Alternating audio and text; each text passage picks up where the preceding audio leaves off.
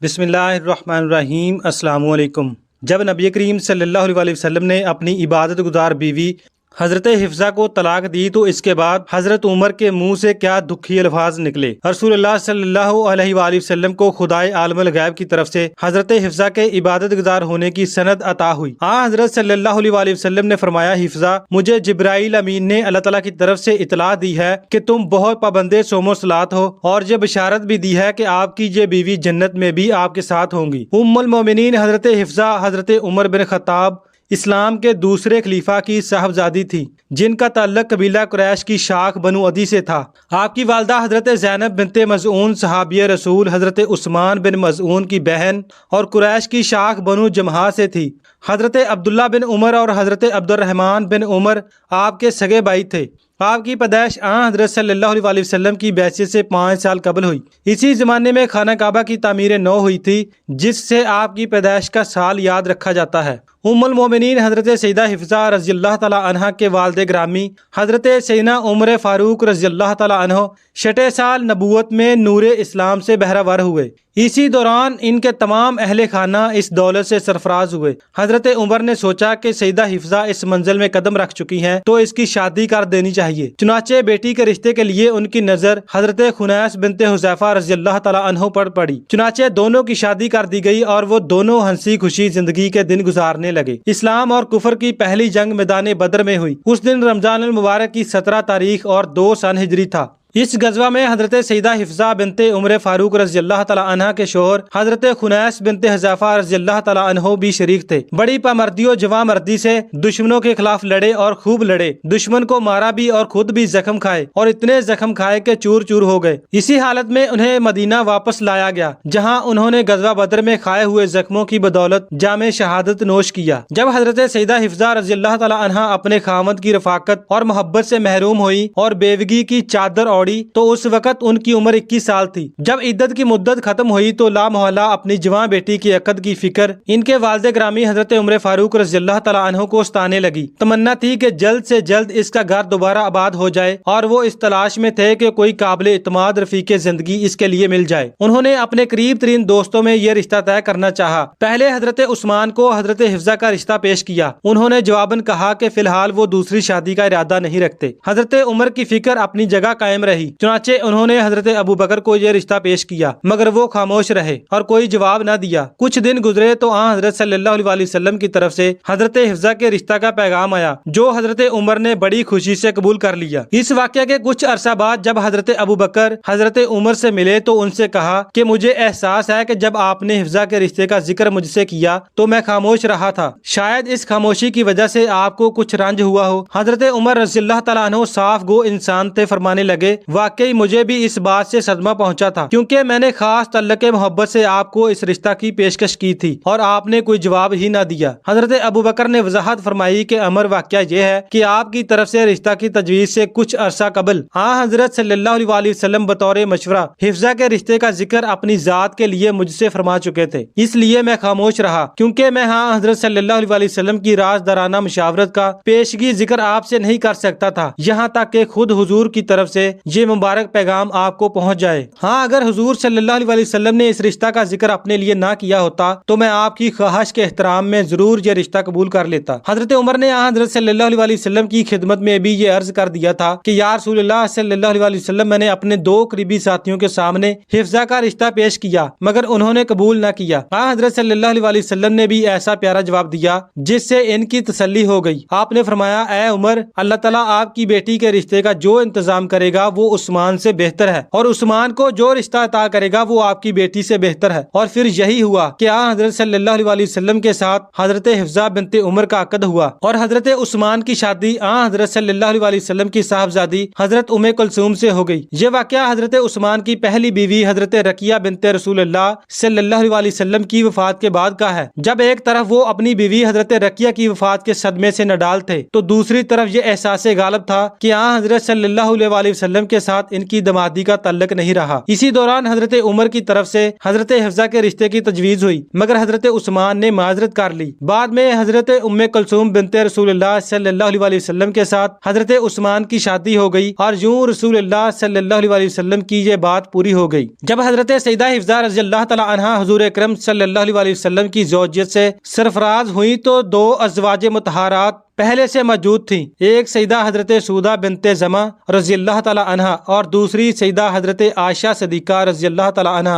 मस्जिद नबवी से मुत्तसिल ही हजरत हारसा बिन नमान रज़ियल्लाहु तआला अन्हो के मकानात थे। जब रसालत माब सल्लल्लाहु अलैहि वसल्लम किसी खातून को शरफ़े ज़ौजियत से नवाजते तो वो अपना मकान खाली कर देते थे। इस तरह उन्होंने यके बाद दीगरे तमाम मकानात अपने महबूब सल्लल्लाहु अलैहि वसल्लम की नजर कर दिए थे। इनमें 4 मकान तो कच्ची ईंटों के बने हुए थे और 5 मकान गारे और खजूर की शाखों के थे। शादी के बाद हजरत हिफ्जा रज़ियल्लाहु तआला अन्हा को जिस मकान में रखा गया वो मशरकी जानब था। हजरत हिफ्जा बिनते उमर के मजाज में अपने वालिद की जलाली तबीयत का कुछ रंग मौजूद था। खुद हजरत उमर भी इन्हें नरम खोई की नसीहत भी किया करते थे, जैसा कि आगे जिक्र आ रहा है। हजरत हिफ्जा की ये कैफियत हजरत आयशा के बयान करदा एक वाक़या से भी ज़ाहिर होती है। इन दोनों अज़वाज में सूदपन के बावजूद आपस में दोस्ती भी बहुत थी। हजरत आयशा बयान करती हैं कि एक दफ़ा मुझे और हिफ्जा को नफली रोज़ा था। हम दोनों घर में थी कि कहीं से खाने की कोई चीज़ तोहफे में आई। हमने बाहम मशवरा किया कि नफली रोज़ा खोल कर खाना खा लेते हैं। फिर रोज़ा खोल लेने के बाद फिक्र भी हुई कि नफली रोज़ा तोड़ने का कहीं गुनाह ना हो। जब हुजूर सल्लल्लाहु अलैहि वसल्लम घर तशरीफ लाए तो हजरत हिफ्जा ने मुझे अपने से पहले ये सवाल पूछने की मोहलत ना दी।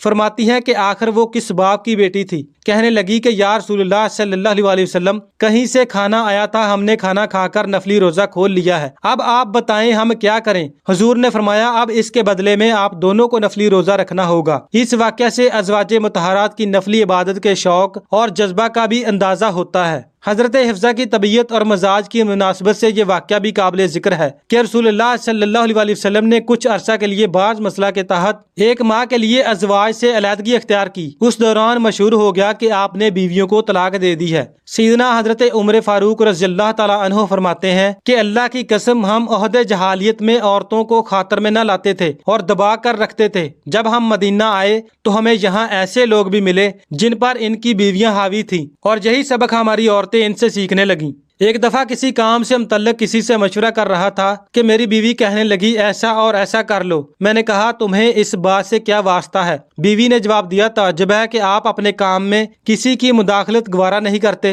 हालांकि आपकी बेटी रसूलुल्लाह सल्लल्लाहु अलैहि वसल्लम से तकरार करती है तो रसूलुल्लाह सल्लल्लाहु अलैहि वसल्लम के आगे बोलती है और इनको जवाब देती है जो आप सल्लल्लाहु अलैहि वसल्लम की रंजीदगी का बायस बनती है। ये सुनकर मैंने अपनी चादर संभाली और सीधा बेटी हिफ्जा के घर गया और पूछा कि क्या तुम्हारे आगे से बोलने की वजह से रसूलुल्लाह सल्लल्लाहु अलैहि वसल्लम बाज दफा सारा दिन तुमसे नाराज रहते हैं। उन्होंने अर्ज किया कि हाँ, बाज दफा ऐसा ही हो जाता है। आपने फरमाया याद रखो आयशा की रीस करते हुए तुम किसी दिन अपना नुकसान न कर लेना। फिर हजरत उमर अपनी रिश्तेदार और हुजूर की दूसरी ज़ौजा मुतहहारा हजरत उम्मे सलमा को भी यही नसीहत करने चले गए। उन्होंने भी क्या खूब जवाब दिया कि ऐ उमर, अब रसूलुल्लाह सल्लल्लाहु अलैहि वसल्लम के घरेलू मामलात में भी आप मुदाखलत करने लगे हो। क्या इसके लिए खुद रसूलुल्लाह सल्लल्लाहु अलैहि वसल्लम काफी नहीं है। हजरत उमर बयान फरमाते हैं मैं खामोशी से वापस चला आया और इसी वक्त यह वाक़या हजरत सल्लल्लाहु अलैहि वसल्लम को जा सुनाया, जिस पर आप परेशानी के इस आलम में भी खूब महफूज होकर मुस्कुराते रहे। एक मरतबा हजरत यूसुफ अलैहिस्सलाम के किस्सों पर मुश्तमिल कोई किताब कहीं से मिल गई तो सईदा हिफ्जा रज़ियल्लाहु तआला अन्हा इसको हुजूर अकरम सल्लल्लाहु अलैहि वसल्लम के सामने पढ़ने लगी।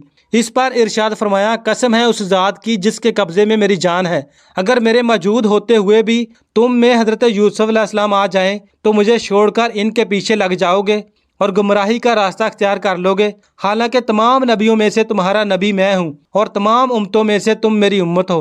जब देखा कि हुजूर अकरम सल्लल्लाहु अलैहि वसल्लम ने इस बात को नापसंद फरमाया है तो किताब फ़ौरन छोड़ दी और अर्ज़ किया कि या रसूलुल्लाह सल्लल्लाहु अलैहि वसल्लम मैं आपको नाराज़ नहीं देख सकती। रवायत में है कि हुजूर अकरम सल्लल्लाहु अलैहि वसल्लम ने सईदा हिफ्जा रज़ियल्लाहु तआला अन्हा को तलाक़ रजी दी थी। जब हज़रत उमर फ़ारूक रज़ियल्लाहु तआला अन्हु को इसकी खबर मिली तो बहुत दुख हुआ और शिद्दत गम से सर पर मिट्टी डालने लगे और कहने लगे कि इसके बाद अब अल्लाह की निगाह में उमर फ़ारूक रज़ियल्लाहु तआला अन्हु और इसकी बेटी रज़ियल्लाहु तआला अन्हा की कोई कदर व मंज़िलत नहीं रही اور جب اس کی اطلاع سیدہ حفصہ بنت عمر فاروق رضی اللہ تعالیٰ عنہ کے ماموں عثمان قدامہ اور پسران مظعون رضی اللہ تعالیٰ عنہ کو ہوئی تو وہ آئے، وہ ان کے سامنے رونے لگی اور بولی، اللہ کی قسم رسول اللہ صلی اللہ علیہ وسلم نے مجھے اقطاع کر طلاق نہیں دی۔ اتنے میں رسول اللہ صلی اللہ علیہ وسلم تشریف لے آئے۔ سیدہ حفصہ رضی اللہ تعالیٰ عنہ نے آپ صلی اللہ علیہ وسلم سے پردہ کر لیا تو فرمایا، حضرت جبرائیل علیہ السلام آئے تھے اور کہا تھا کہ میں حفصہ رضی اللہ تعالیٰ عنہ سے رجوع کر لوں، کیونکہ وہ کثرت سے روزے رکھنے والی اور شب بیدار ہے، اور یہ جنت میں بھی میری زوجہ ہوگی۔ حضرت عبداللہ بن عباس رضی اللہ تعالیٰ عنہ حضرت عمر سے روایت کرتے ہیں کہ نبی کریم صلی اللہ علیہ وسلم نے حضرت حفصہ کو طلاق دی اور پھر رجوع فرما لیا۔ حضرت انس بن مالک سے بھی روایت ہے کہ رسول اللہ صلی اللہ علیہ وسلم نے جب حضرت حفصہ کو طلاق دی تو آپ کو رجوع کا حکم ہوا اور آپ نے رجوع فرما لیا۔ رسول اللہ صلی اللہ علیہ وسلم کے عقد میں یک وقت کئی ازواج کی موجودگی اور حضرت عائشہ حفصہ کی دوستی کے باعث بسا اوقات آپس میں ایسے معاملات ہو جایا کرتے تھے جن سے وقتی طور پر حضور صلی اللہ علیہ وسلم کے لیے بھی ایک عجیب مشکل صورتحال پیدا ہو جاتی، مگر آن حضرت صلی اللہ علیہ وسلم ہمیشہ عفو اور درگزر کا سلوک فرمایا کرتے تھے۔ اسی طرح کے ایک واقعہ کی تفصیل حدیث میں یوں مذکور ہے کہ آن حضرت صلی اللہ علیہ وسلم کسی بیوی کے ہاں شہد کا شربت پینے کے لیے ٹھہر گئے۔ یہاں آپ کو کچھ تاخیر ہو گئی۔ حضرت حفصہ اور حضرت عائشہ کو اس بیوی پر غیرت آئی اور دونوں نے مل کر فیصلہ کیا کہ حضور کو آئندہ اس سے روکنے کے لیے اس شہد کے کسی نقص کی طرف توجہ دلانی چاہیے۔ چنانچہ حضور جب ان کے ہاں ملاقات کے لیے تشریف لائے تو پہلے حضرت حفصہ نے عرض کیا، یا رسول اللہ صلی اللہ علیہ وسلم، آج آپ نے کوئی بودار شہد پیا ہے، شاید اس کی مکھی فلاں بوٹی پر بیٹھتی ہوگی اور اس کا رس چوستی ہوگی۔ پھر آپ حضرت عائشہ کے ہاں گئے تو انہوں نے بھی ایسا ہی ذکر کر دیا۔ حضرت صلی اللہ علیہ وآلہ وسلم نے اپنی نفاست طبع کے باعث کسی کو مجھ سے تکلیف نہ پہنچے یہ عہد کیا کہ میں آئندہ کبھی شہد نہیں پیوں گا۔ چنانچہ سورہ تحریم میں ارشاد ہوا، یعنی اے نبی اس چیز کو محض اپنی بیویوں کی خواہش کی خاطر اپنے لیے کیوں حرام کرتا ہے جو خدا تعالیٰ نے آپ کے لیے حلال کی ہے۔ ایک دفعہ حضرت حفصہ نے حضرت صفیہ کو طعنہ دے دیا کہ تمہارا تعلق تو یہودی قبیلے سے ہے اور تم یہودیوں کی اولاد ہو۔ اس پر وہ رونے لگی۔ حضور صلی اللہ علیہ وسلم گھر تشریف لائے تو حضرت صفیہ کو روتے دیکھ کر فرمایا، تمہیں کیا ہوا ہے؟ آپ نے رسول اللہ صلی اللہ علیہ وسلم سے حضرت حفصہ کی اس بات کا ذکر کیا کہ وہ کہتی ہیں کہ ہم قریش کے خاندان سے ہیں اور تم یہودی کی بیٹی ہو۔ حضور صلی اللہ علیہ وسلم نے فرمایا، تم ایک نبی ہارون کی بیٹی ہو اور تمہارے چچا حضرت موسیٰ بھی نبی تھے اور تم خود نبی کی بیوی ہو، پھر وہ حفصہ تم پر کس طرح فخر کر سکتی ہے؟ یعنی میرا تو 3 نبیوں سے تعلق بنتا ہے اور تم ایک نبی کا تعلق مجھ پر جتلا رہی ہو۔ پھر آپ نے فرمایا، اے حفصہ اللہ کا تقوی اختیار کرو۔ زمانہ مختلف نشیب و فراز سے گزرتا ہوا آگے بڑھ رہا تھا اور سن 41 ہجری تک چشم فلک نے بڑے بڑے انقلابات دیکھے۔ اس وقت ام المومنین حضرت سیدہ حفصہ بنت عمر فاروق رضی اللہ تعالیٰ عنہ کی عمر مبارک 59 سال تھی۔ آثار بتا رہے تھے کہ اجل نے رخصتی کے لیے زندگی کے دروازے پر دستک دے دی ہے، لہٰذا انہوں نے اپنے بھائی حضرت عبداللہ بن عمر رضی اللہ تعالیٰ عنہ کو بلاوا بھیجا۔ وہ آئے تو وہ کہنے لگی، تمہیں یاد ہوگا کہ ابا جان نے دائی اجل کو لبیک کہنے سے قبل 1/4 حصہ مال کی میرے لیے وصیت کی تھی۔ انہوں نے جواب دیا، ہاں یاد ہے۔ یہ بھی علم ہوگا کہ ابا جان نے یہ بھی فرمایا تھا کہ جب میں وفات پا جاؤں تو اس مال کو آل عمر میں تقسیم کر دیا جائے۔ سیدنا حضرت عبداللہ بن عمر رضی اللہ تعالیٰ عنہ کہنے لگے کہ ہاں معلوم ہے۔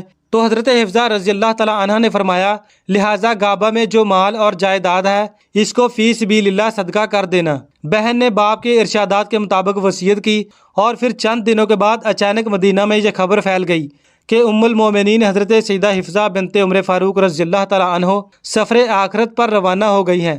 یہ امیر المومنین سیدنا حضرت امیر معاویہ ابن ابو سفیان رضی اللہ تعالیٰ عنہ کی خلافت کا زمانہ تھا اور ان دنوں مدینہ طیبہ کا گورنر مروان تھا۔ نماز جنازہ انہوں نے پڑھائی اور کچھ دور تک جنازہ کو کندھا بھی دیا۔